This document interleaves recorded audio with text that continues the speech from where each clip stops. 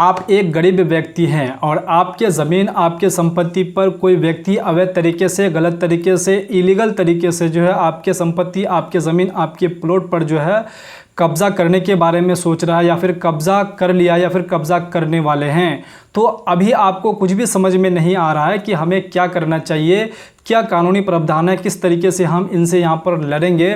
तो आज के इस वीडियो में मैं आपको स्टेप बाय स्टेप बताने वाला हूँ। ये वीडियो आपके लिए बहुत ही इंपॉर्टेंट रहने वाला है। बिल्कुल सरल भाषा में, आसान भाषा में मैं आपको बताने वाला हूँ कि अगर आपके ज़मीन पर, आपके प्लॉट पर अगर किसी ने अवैध तरीके से फिलहाल में अगर आपके ज़मीन पर कब्जा कर लिया तो आपको क्या करना चाहिए, कहाँ पर जाना होगा, कैसे आप जो है उनसे फिर दोबारा आप जो है यहाँ पर कब्जा ले सकते हैं बिल्कुल आसान तरीके से। तो चलिए वीडियो को करते हैं स्टार्ट। अगर आप इस चैनल पर नए आए हैं तो प्लीज़ चैनल को अभी सब्सक्राइब कर लीजिए और साथ में बेल आइकन को भी जरूर प्रेस कर दीजिए। तो चलिए सबसे पहले जान लेते हैं कि कब्जा जो होते हैं वो दो तरह के होते हैं। पहला कब्जा जो आपका होता है वो आपका प्रतिकूल कब्जा, उसके बाद दूसरा कब्जा जो होता है वो अवैध कब्जा। ये प्रतिकूल कब्जा क्या होता है कि अगर कोई भी व्यक्ति अगर आपके ज़मीन पर, आपके प्रॉपर्टी पर अगर 12 साल तक अगर वो कब्जा अगर लगातार अगर यहाँ पर कब्जा किया हुआ है, अगर आपने उस पर जो है 12 साल तक किसी भी प्रकार की कोई लिखित टॉर्चर नहीं किए हैं, तो वो व्यक्ति आप पे जो है यहाँ पर क्या कर सकते हो, उस जमीन पे जो है, उस प्लॉट पे और उस संपत्ति पे वो अपने मालिकाना हक का दावा वो कर सकते हैं।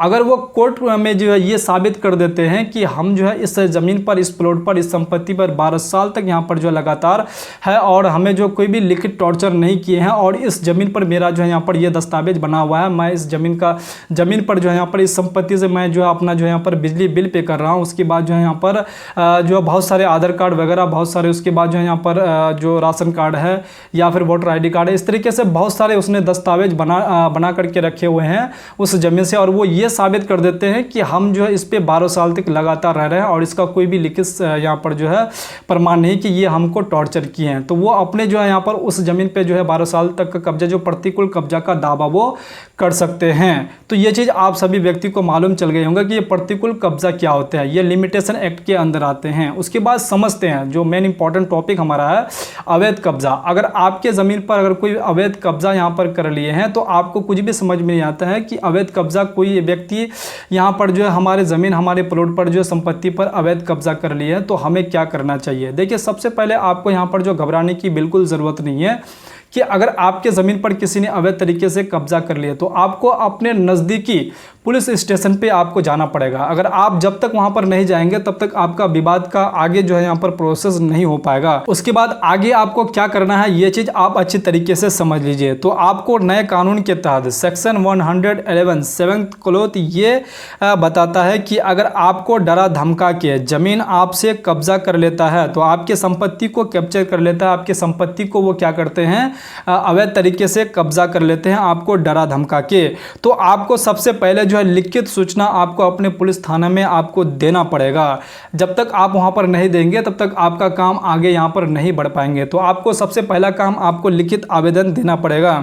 अगर वो आवेदन लेने से यहां पर जो इनकार कर देते हैं तो आपको यहां पर क्या करना है, आप क्या करेंगे, बहुत सारे ऐसे केसेस होते हैं कि आपको पुलिस थाना से आपको ये भी यहाँ पर बोले जा सकते हैं कि ये काम हमारा नहीं है, ये काम कोर्ट कचहरी का है, ज़मीन से जुड़ी जो भी मामला था ये कोर्ट कचहरी का यहाँ पर मामला है। तो आपको करना क्या है कि आपको लिखित आवेदन आपको वहाँ पर देना ही है, चाहे पुलिस थाना में ले या ना ले, लेकिन आपको वहाँ पर देना जरूरी है। अगर आप वहाँ पर आवेदन नहीं देते तो आप जैसे ही आगे बढ़ते हैं कोर्ट तक अगर जाएंगे तो आपसे पूछे जाएंगे कि ये जो आपके नज़दीकी थाना में जो है आप अप्लीकेशन वहाँ पर दिए थे कि नहीं। तो ये आपका जो है ये गलती आपको बिल्कुल करना, आपको डायरेक्ट उठना नहीं है।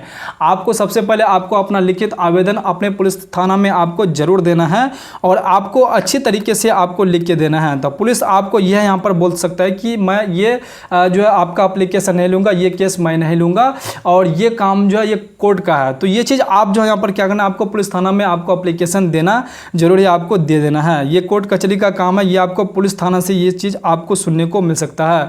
पुलिस का काम यह है कि वहाँ की शांति व्यवस्था को यहाँ पर जो है भंग होने ना दें। तो देखिए वहाँ पर जो आप एप्लीकेशन जो देंगे तो हो सकता है कि आपसे जिन्होंने भी यहाँ पर जो अवैध तरीके से कब्जा किए तो आप दोनों पार्टियों के बीच में यहाँ पर जो है पूरा यहाँ पर विवाद का माहौल छेड़ा हुआ है। हो सकता है कि वहाँ पर खून खराबा हो जाए। तो इस स्थिति में अगर पुलिस थाना से पुलिस नहीं आते हैं, अगर आपका आवेदन देने के बावजूद भी वो नहीं आते हैं तो फिर ये जो आगे यहाँ पर जो है उन पे जो है यहाँ पर जो है कार्रवाई हो सकते हैं। तो आप अपना जो है यहाँ पर गलती बिल्कुल आपको नहीं करना चाहिए। लेकिन ऐसा बिल्कुल नहीं होता कि आप आवेदन देंगे तो वहाँ पर थाने से आपका यहाँ पर जो पुलिस नहीं आते हैं, लेकिन आपको ये काम करना होगा। उसके बाद अगर मान के चलिए पुलिस थाने से आने के बाद अगर आपका काम फिर भी अगर नहीं बनता है, पुलिस थाना से अगर मान के चलिए थाना अधिकारी के आ भी जाते हैं, तो अगर आपका काम नहीं होते हैं तो आपको आगे बढ़ना चाहिए। देखिए आगे आपको करना क्या है ये भी आप अच्छी तरीके से समझ लीजिए। आप जो यहाँ पर जो डायरेक्ट करना क्या होगा कि आपको एसपी के पास जो आपको एसपी साहब के पास आपको एप्लीकेशन देना है। तो आप एप्लीकेशन कैसे दे पाएंगे? एसपी के पास भी आपको एप्लीकेशन दे देना है, उसके बाद एसडीएम कोर्ट में भी आपको दे देना है। अगर यहाँ से भी आपका नहीं होता तो कोर्ट में भी आप जा सकते हैं। तो सबसे पहले आप एसपी साहब को यहाँ पर जो आप एप्लीकेशन दे दीजिए। तो एप्लीकेशन में देने से आपसे एसपी साहब आपसे ये पूछ सकते हैं कि आपका जो नज़दीकी जो पुलिस थाना है वहाँ पर आप लिखित आवेदन दिए थे कि नहीं। अगर आपने लिखित आवेदन दिए थे तो आप जो आपसे वो मांगे जाएंगे और वो आपको दिखाना होगा। और मान के चले अगर आपने वहाँ पर आवेदन नहीं दिए हैं तो एसपी साहब जो यहाँ पर पुलिस थाना से पूछ सकते हैं कि आपको जो यहाँ पर कोई आवेदन यहाँ पर मिला है कि नहीं। अगर वो बोलेंगे कि नहीं मिला है तो आप नहीं दिए तो नहीं मिला, वो यही बोलेंगे तो आपको सबसे पहले जो यहाँ पर पुलिस थाना में आपको एप्लीकेशन देना पड़ेगा। अगर मान के चलिए आपका एप्लीकेशन आपने दिए लेकिन अगर थाना प्रभारी अगर मान के चलिए आपका एप्लीकेशन को वो नहीं लिए तो एसपी के द्वारा उन पे जो है यहाँ पर जो है कार्रवाई कर सकते हैं। तो ये गलती आपको बिल्कुल नहीं करना है। आपको जो अपने पुलिस थाना में आपको लिखित आवेदन देना है। तो अगर आपका यहाँ पर पुलिस थाना से अगर काम आपका नहीं होता तो आप एसपी को यहाँ पर जो अपना एप्लीकेशन दे सकते हैं। आपको कोई एक फिक्स डेट दिए जाएंगे, उसके बाद आपका यहाँ पर जो है उस डेट पे आपका यहाँ पर जो आपका जो केस है उसको यहाँ पर जो है किए जाएंगे। तो अगर आप यहाँ पर जो एप्लीकेशन लिखेंगे तो आपको एप्लीकेशन अच्छी तरीके से आपको लिखना पड़ेगा। सारा काम आपका एप्लीकेशन का है। जितना तगड़ा आपका यहाँ पर एप्लीकेशन आप अच्छे तरीके से लिखेंगे उतना ही आपका जल्दी जो है उतना ही तगड़ा आपका यहाँ पर एक्शन लिए जाएंगे। और ये काम आपको यहाँ पर जो किसी वकील के द्वारा आपको करना होगा, किसी वकील को पकड़ के आपको करना होगा, तभी आप जो अच्छी तरीके से यहाँ पर कर पाएंगे। तो आपको अच्छे तरीके से लिखना पड़ेगा, उसमें जो भी खाता खेसरा रखवा क्रेता विक्रेता, उसके बाद आपके साथ किस प्रकार की घटना यहाँ पर हुई है, आप जो है आपको कौन डरा धमका करके कैसे आपको जो है यहाँ पर लड़ाई जो है यहाँ पर मारपीट करके आपसे जो है जमीन जो अवैध तरीके से कब्जा कर लिए हैं। तो ये सारा चीज़ आपको एप्लीकेशन में लिखना है। ये सारा चीज़ लिखने के बाद जो है जिस भी जमीन पे वो अवैध तरीके से कब्जा किए है उनका आपको रसीद लगवा लेना है। उसका जो ओरिजिनल दस्तावेज उसका 6 प्रति आपको लगा लेना है। तो ये सारे दस्तावेज आपको लगाने के बाद आपको ये एप्लीकेशन सबमिट कर देना है। उसके बाद आपको कोई एक यहाँ पर जो डेट दिए जाएंगे, उस डेट पे आपका यहाँ पर जो है स्थल यहाँ पर जांच किए जाएंगे। उसके बाद आपका केस को आगे बढ़ाए जाएंगे। अगर वहां से भी आपका नहीं होता तो एसडीएम कोर्ट में भी आपका ये केस आप यहाँ पर लेके जा सकते हैं। अगर यहाँ से भी अगर आपका नहीं होते हैं तो आप जो यहाँ पर कोर्ट में आप ये आपका जो मामला जा सकते हैं और कोर्ट में ही आपका ये फैसला होंगे। अगर आपका सारा चीज़ अगर सही रहेंगे, आपका अगर सारा चीज़ अगर पेपर से लेकर अगर आपका एप्लीकेशन से लेकर सारा चीज़ अगर आपका सही पाया जाता है तो केस आपके फेवर में यहाँ पर किए जाएंगे। और अवैध तरीके से जिन्होंने भी अब कब्जा कर लिया है उनसे कब्जा यहाँ पर छुड़ा करके आपको दे दिए जाएंगे। अगर जो भी व्यक्ति यहाँ पर गलत तरीके से कब्जा किए हुए हैं तो उनको यहाँ पर जो बहुत बड़ा यहाँ पर जो नुकसान हो सकता है। अगर आप केस जीत जाते हैं और आप अवैध तरीके से जिन्होंने भी आपके ज़मीन पर आपकी संपत्ति पर कब्जा कर लिए हैं, आप अगर केस जीत जाते हैं, आपके फेवर पे केस आ जाते हैं, तो जो भी व्यक्ति आपके ज़मीन पर अवैध तरीके से कब्जा किए हैं तो उन्हें जो यहाँ पर 3 साल से लेकर 10 साल तक की सज़ा यहाँ पर उसे यहाँ पर हो सकती है और उसे 1 लाख रुपए तक का यहाँ पर जुर्माना भी यहाँ पर उसे लग सकता है। तो अगर आप भी किसी के संपत्ति किसी के ज़मीन पर अवैध तरीके से अगर कब्जा अगर करने के लिए जा रहे हैं या फिर करने के लिए सोच रहे हैं या फिर किए हुए हैं तो आप उसे तुरंत यहाँ पर जो उस कब्जा को छोड़ दें, अन्यथा आपको बहुत बड़ी समस्या का आपको शिकार यहाँ पर आप बन सकते हैं और आपको बहुत बड़ा यहाँ पर नुकसान हो सकता है। आपको जेल भी हो सकता है, आपको जुर्माना भी लग सकता है। उम्मीद करता हूँ कि ये सारी बातें आपको समझ में आ गए होंगे।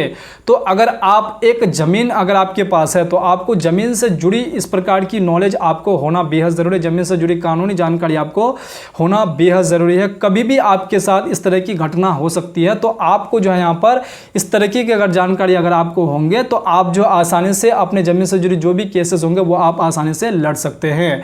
उम्मीद करता हूँ कि आपको ये सारी बातें समझ में आ गए होंगे। अगर आपके जहन में किसी भी प्रकार की कोई भी अगर सवाल इस वीडियो को लेकर के कोई भी अगर सवाल क्रिएट हो रहे हैं तो आप बेझिझक जो है कमेंट करके आप बता सकते हैं। और आपको जो है किस टॉपिक पे वीडियो चाहिए, इस पे भी आप जो है इस वीडियो के यहाँ पर जो है कमेंट बॉक्स में जरूर आप कमेंट करके बता सकते हैं, ताकि मैं आपका कमेंट का जवाब वीडियो के माध्यम से दे पाऊँ। उम्मीद करता हूँ कि आपको वीडियो पसंद आए। अगर वीडियो पसंद आए तो वीडियो को लाइक जरूर कर दीजिएगा, क्योंकि वीडियो बनाने में बहुत ही यहाँ पर मेहनत लगती है, तो इसलिए आपको जो जरूर चैनल को सब्सक्राइब करना चाहिए और लाइक भी जरूर कर देना चाहिए। तो चलिए फिर से इसी प्रकार से मिलते हैं दूसरी वीडियो में दूसरे कंटेंट के साथ। तब तक के लिए आप अपना ख्याल रखिएगा। वीडियो देखने के लिए आपका बहुत बहुत धन्यवाद।